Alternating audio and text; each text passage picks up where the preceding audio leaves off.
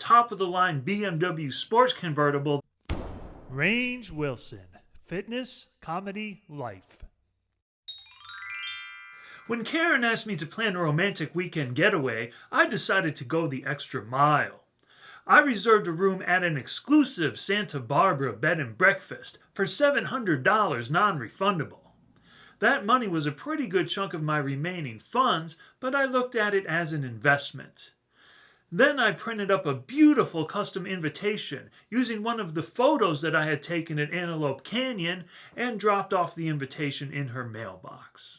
Her response to my invitation came quickly. There was only one problem. She decided she did not want to go. She said it was too much of a risk to spend the weekend with somebody she did not really know all that well. In other words, the responsible mom side of her personality had won out, and the party girl side had lost out. I had lost out as well, to the tune of $700. But what could I do? Any effort to get her to change her mind by bringing up the money would just reinforce the differences in our lifestyle. And any attempt to get her to reimburse the $700 would just make me seem like a gold digger. Maybe I should have done the alpha male thing and told her, "You're going no matter what."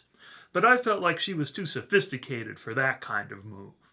In the meantime, I felt like I had to get on with my life without counting on Karen as a sugar mama. The number one item on my list was getting out of the hermit house. When I browsed the shared housing section of Craigslist, one listing caught my eye right away. 3 young ladies had a room to rent in Silver Lake, and they were looking for a male housemate.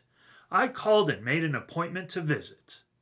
Silver Lake is a beautiful neighborhood of small older houses set amongst rolling hills.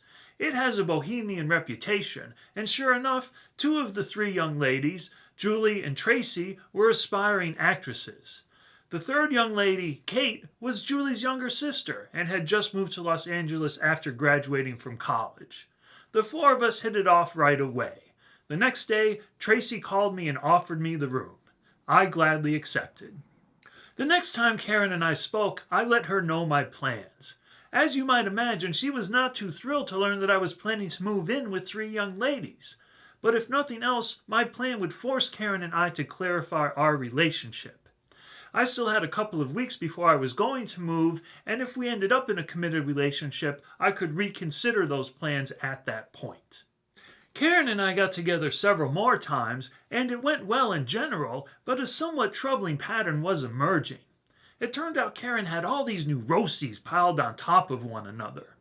Every time we got together, I would have to spend an hour or more just getting her to relax. Only then would the real Karen emerge.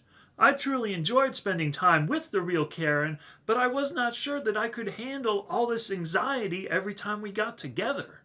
The big test would happen when we spent an entire day together, which we were planning to do the Saturday before I was going to move out of the hermit house.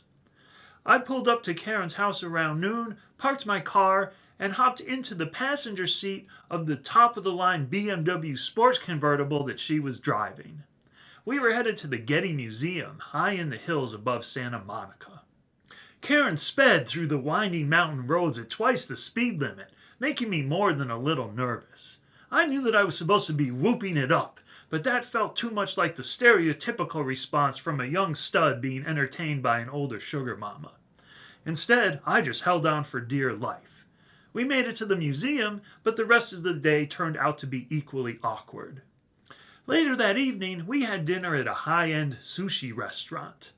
Our dinner followed the usual pattern where Karen acted out all of her neuroses before finally relaxing. I truly enjoyed the rest of the dinner with the real Karen, but I was not sure the good feelings would last once we made it back to her place. I expected us to get physically intimate, and I anticipated that there would be some drama. Tune in next time to find out what happened when Karen and I ended up locked in her bedroom. Until then, like, comment, share, and/or subscribe. My name is Range Wilson, and I'll see you next time.